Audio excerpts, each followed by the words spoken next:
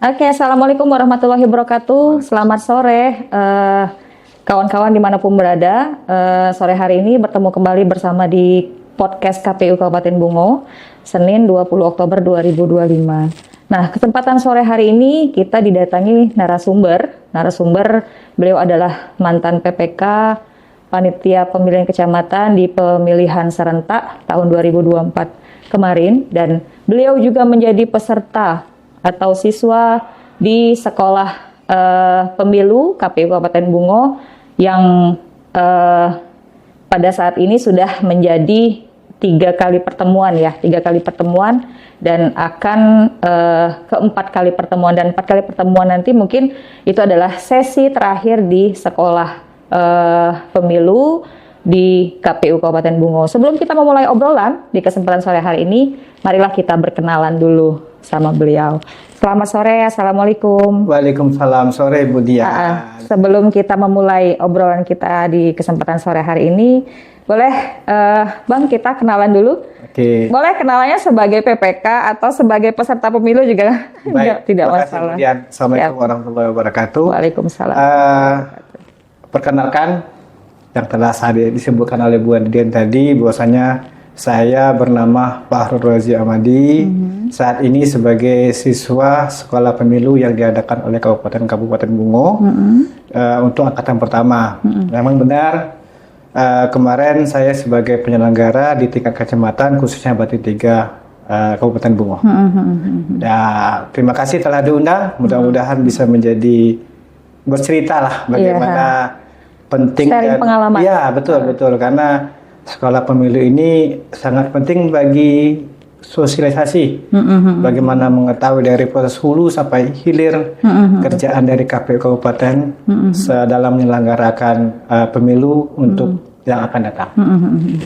Oke, sedikit bercerita atau sedikit tadi sudah perkenalan dari saudara kita, Abang Fahrul Roji, yang mana beliau adalah panitia pemilihan kecamatan saat itu di Kecamatan Batin 3. Ya, nah sekarang menjadi peserta sekolah pemilu di KPU Kabupaten Bungo. Tapi kita sekarang kayaknya kita mengupas terkait sekolah pemilu. Siap. Ya, judul kita saat ini adalah kupas evaluasi sekolah pemilu di KPU Kabupaten Bungo, Bang Fahrul Roji. Jadi saya ingin mengetahui nih sebatas mana atau seperti apa sih sekolah pemilu ini dilaksanakan oleh KPU Kabupaten Bungo, dan pengalaman-pengalaman seperti apa yang didapat oleh peserta sekolah pemilu di KPU Kabupaten Bungo. Nah, artinya pentingnya sosialisasi terkait pendidikan pemilu itu adalah sangat dinomorsatukan, karena itu adalah pembelajaran buat pemilu dan pemilihan ke depannya. Betul. Nah, kalau menurut pandangan Abang sendiri nih seperti apa, Bang? Oke. Pentingnya seperti apa? Saya memandang sekolah pemilu sangat penting untuk para warga, khususnya untuk warga pemilihan di Kabupaten Bungo. Pertama gini, kita mengetahui dari hulu sampai hilir kerjaan Kabupaten Bungo untuk sebagai penyelenggara itu sangat kompleks. Sedangkan kita yang berada di luar tatanan KPU itu sangat mudah sekali untuk di brand washing, sehingga kita nggak tahu posisi kerjaan dari mulai hulu sampai hilir itu apa yang saja dilakukan.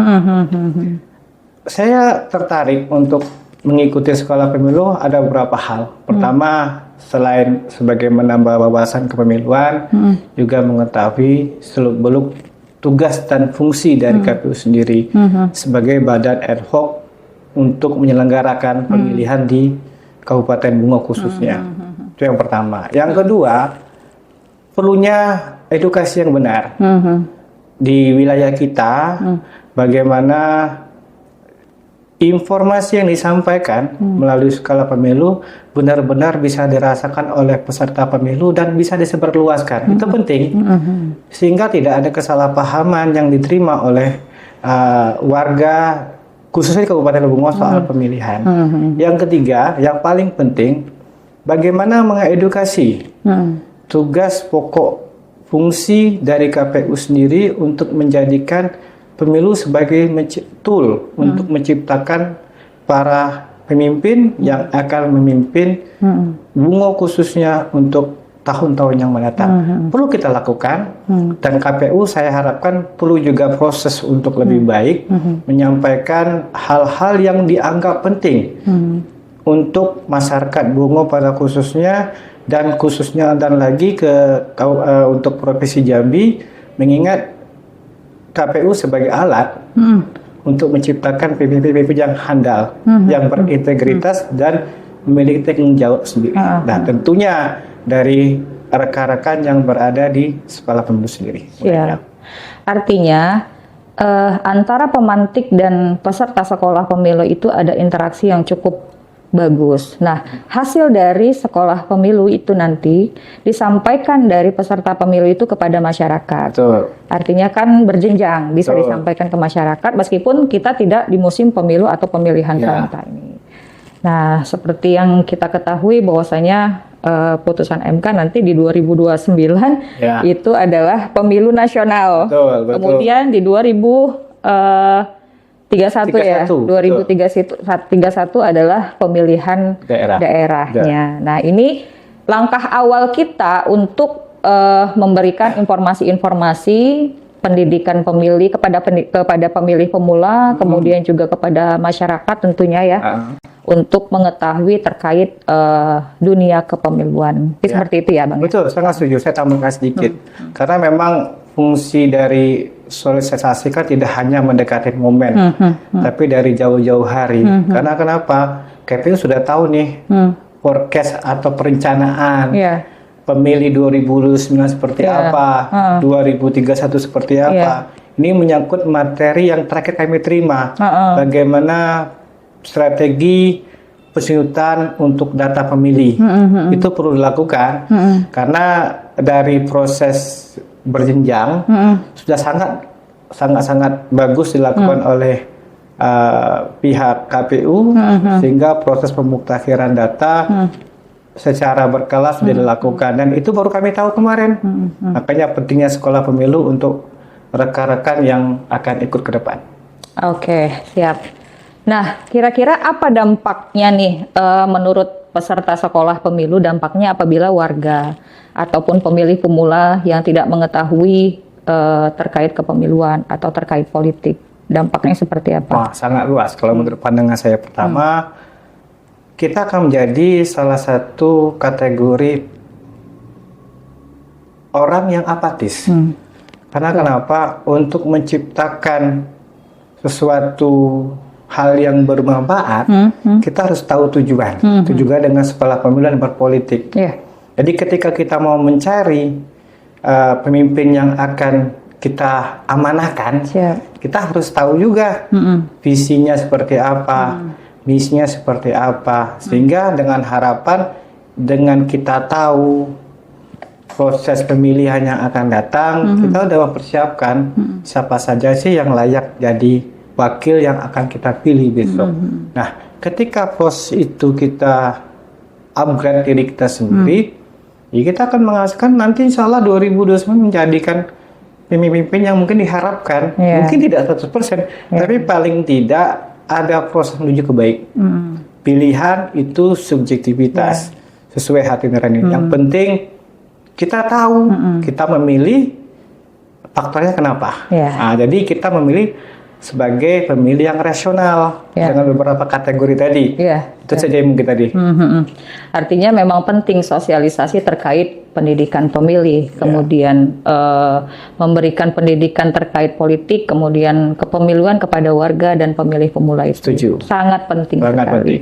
Nah, next time mungkin kita melalui sekolah pemilu ini, kita akan membuat langkah-langkah atau program-program yang lebih yang lebih menarik lagi ke depannya nih, Bang. Karena saya punya usulan satu. ya, Kemarin sempat belum saya utarakan.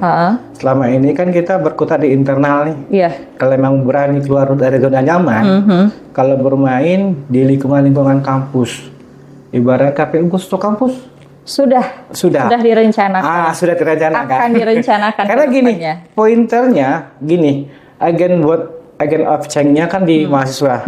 Karena forecast untuk pemilih yang akan menjadi pemilih potensial di 2029 itu anak SMP kelas 3, kelas 2. Sudah mulai itu. Kalau memang KPU berani untuk di luar zona nyamannya untuk mengejar bola, melakukan sosialisasi, kenapa penting itu? Karena kenapa? Saya pengalaman di PPK kemarin, memang antara Pilpres dengan Pilkada tingkat partisipasinya belum begitu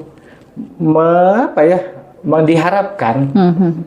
Tentu harus ada edukasi dan effort lebihnya dari KPU kabupaten, tapi tidak bisa juga serta merta KPU hanya sendiri terus menggandeng dari elemen-elemen masyarakat lainnya untuk proses sosialisasi. Karena kenapa penting? Cikal bakal dan starting point di situ. Ya, itu sudah dibicarakan tadi bersama pimpinan dan next time mungkin programnya seperti itu. Doakan saja. Amin. Yang terbaik untuk KPU. Ya, karena kan seperti yang kita sudah bicarakan tadi, artinya sosialisasi terkait pendidikan pemilih terkait kepemiluan ini adalah sangat penting. Gitu, ya karena gini Ibu Dian, menghadapi masa depan. Saya pemerhati juga demokrasi. Saya tidak sengaja turun ke Badan Ad Hoc dari 2019. Nggak sengaja itu ceritanya, kalau kita bawa cerita ya. 2019 asik ya. 2020 asik juga lah.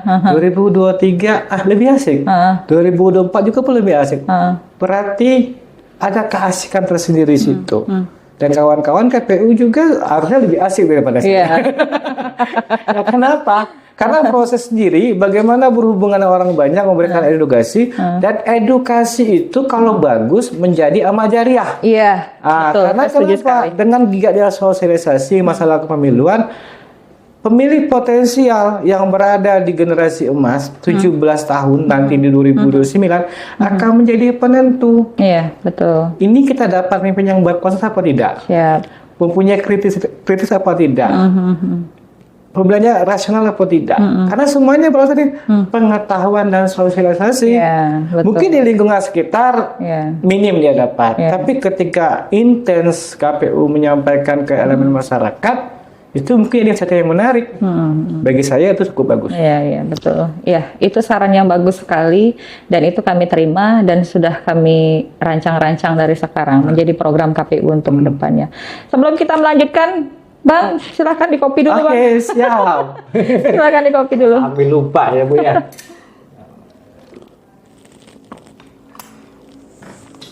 Baik, teman pemilih dimanapun berada, sebelum kita melanjutkan obrolan, jangan lupa karena KPU Kabupaten Bungo ini punya media sosial, beberapa media sosial. Ada websitenya, ada juga website kpu.go.id. Kemudian di Instagramnya KPU_Bungo. Kemudian ada Facebooknya KPU Bungo, kemudian ada Twitternya KPU Bungo, dan YouTube-nya di channel ini KPU Kabupaten Bungo. Jangan lupa dipantengin, jangan lupa di-follow, jangan lupa diikuti, dan jangan lupa di-subscribe. Karena apa? Karena di situ ada informasi menarik yang notabene kegiatan-kegiatan KPU Kabupaten Bungo ada di situ. Oke, baik teman pemilih, dimanapun Anda berada, kita kembali lagi di obrolan selanjutnya. Terkait sekolah pemilu, kita mengevaluasi nih terkait sekolah pemilu. Kalau menurut saudara atau Bang Fahru Roji, gimana nih dalam pembelajaran antara pemantik sama peserta pemilunya seperti apa dalam pembelajaran sekolah pemilu? Ini saran dari. Oke, ini menarik sangat. Ini kan menjadi kritikan kita kan sebagai penyelenggaranya itu. Oke. Gini, Bu Dian, ini cuman karena mungkin waktunya tadi sangat singkat.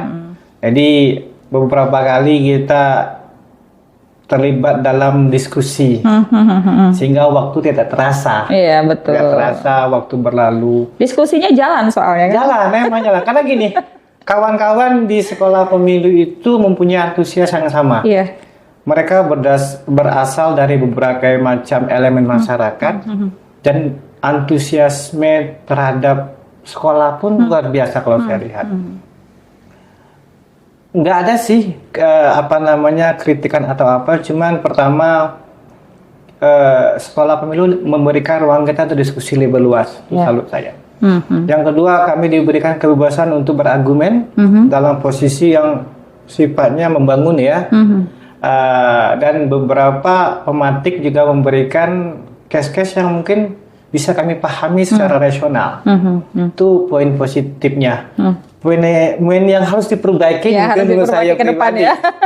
Yang pertama gini, kalau boleh, ini kan berhubungan dengan proses tugas pokok fungsi KPU dalam menjalankan fungsi kepemiluan di Indonesia ya. Perlunya dibuat mungkin semacam narasumber yang sifatnya berada dari luar, terus bisa mewakili KPU untuk menjelaskan hal-hal yang mungkin tidak di ranahnya KPU, tapi bisa menjawab kondisi real yang berada dan berkaitan dengan KPU ke depan.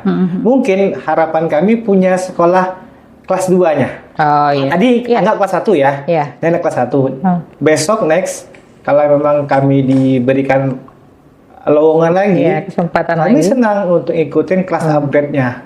Tingkatan kelas 2 mungkin. Mungkin diisi orang-orang yang pernah dulu berkaitan dengan KPU, mungkin bisa menjawab autokritik, mungkin berkaitan dengan KPU, tapi KPU agak sungkan untuk menjawab.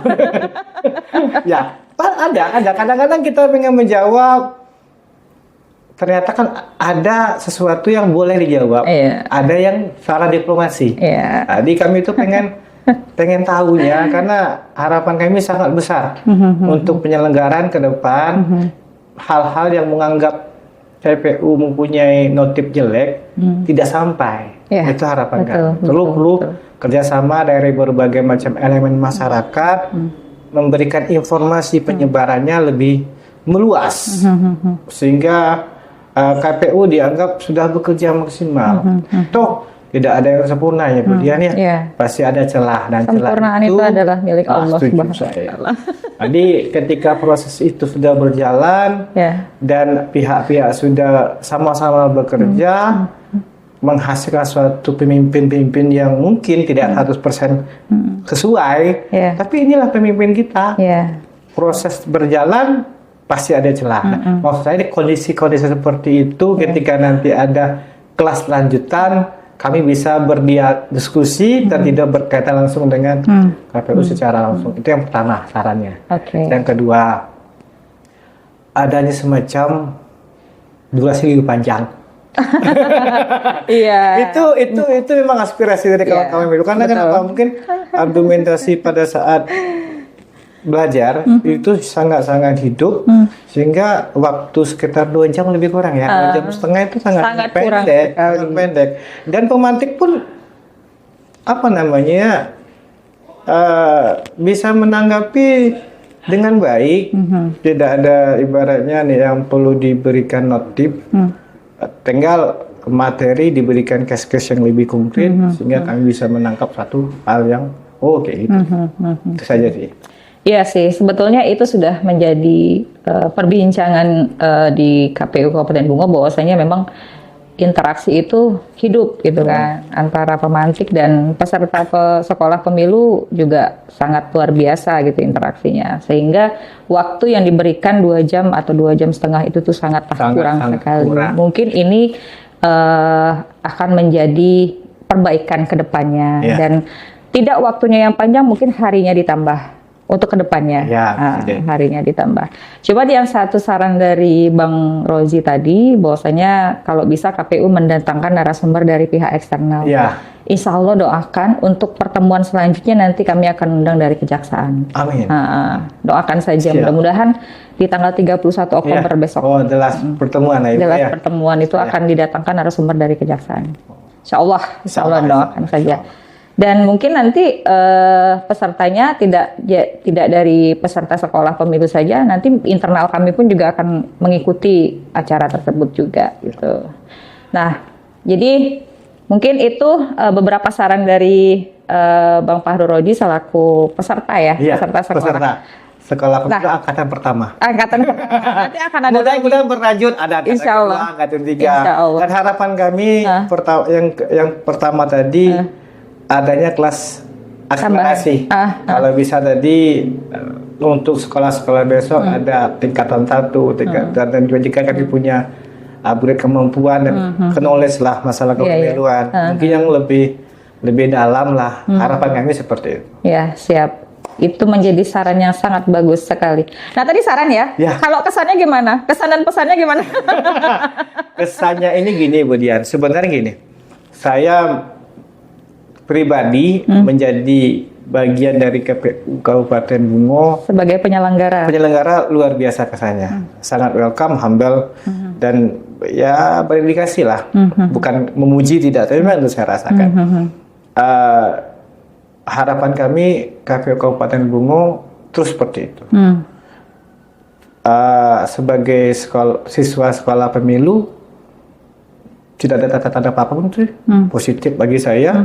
Tinggal ya namanya tugas kita menyampaikan informasi, sosialisasi teruslah. Walaupun lelah, jangan jadi beban. Iya. Karena kenapa setiap kerjaan itu pasti ada tantangan. Pasti ada tantangan dan tanggung jawab. Iya, pasti. Jadi kami menerima ilmu pun dengan senang. Alhamdulillah, mudah-mudahan ke depannya KPU Kabupaten Bungo tetap solid. Amin. Terus tetap humble, bisa melayani warga Bungo khususnya. Dan bisa menyelenggarakan tugas-tugasnya dengan baik ke depan. Amin. Baik, mungkin itu saja obrolan kita pada kesempatan sore hari ini. Siap. Banyak sekali informasi yang didapat atau juga pesan, kesan, kemudian saran, kemudian juga pengalaman yang sudah didapat sebagai seorang peserta sekolah pemilu dan juga sebagai penyelenggara. Yang mana sebagai penyelenggara pun juga tantangannya sangat luar biasa ya. Sangat luar biasa sekali. Apalagi kemarin Batin 3 kan menjadi salah satu. Ya. Sebenarnya kalau dibicarakan itu malu sebenarnya. Tapi nggak apa-apa, itu sebagai evaluasi. Sebagai evaluasi kita ke depan. Dengan PSU banyak sekali ilmunya kemudian. Ya bukan berarti kita sengaja untuk proses seperti itu. Tapi yang jelas inilah pengalaman tidak ternilai dari kita sebagai penyelenggara khususnya di Batin 3. Ya mudah-mudahan dari pengalaman itu kita bisa lebih baik untuk kedepannya. Siapapun itu. Iya. Baik dari penyelenggara KPU, kemudian juga penyelenggara di tingkat kecamatan, desa dan juga penyelenggara di TPS. Itu adalah evaluasi kita ke depan. Mudah-mudahan itu lebih baik lagi. Amin. Ya. Mungkin itu saja, Bang Fahru Roji. Terima kasih atas kedatangan. Terima kasih atas kedatangannya. Dan terima kasih juga atas waktu luangnya sudah bisa mengisi di podcast kita Ayo Ngopi di episode, tidak terasa episode kita udah episode 11. Dengan judul kali ini adalah kupas evaluasi terkait sekolah pemilu KPU Kabupaten Bungo. Harapan kita ke depan, mudah-mudahan program-program KPU Kabupaten Bungo ini menjadi lebih baik lagi ke depannya. Dan menyentuh langsung ke masyarakat. Gitu. Baik, teman pemilih dimanapun Anda berada, terima kasih atas kebersamaannya pada kesempatan sore hari ini. Kami pamit undur diri dulu dan jangan lupa pantengin terus dan subscribe YouTube KPU Kabupaten Bungo karena akan ada sesi-sesi menarik atau informasi menarik terkait kepemiluan ke depannya dengan tema yang berbeda, dengan konsep yang berbeda, dan dengan narasumber yang berbeda pula. Terima kasih atas kebersamaannya. Akhir kata kami ucapkan, billahi taufiq wal hidayah. Wassalamualaikum warahmatullahi wabarakatuh. Waalaikumsalam warahmatullahi wabarakatuh.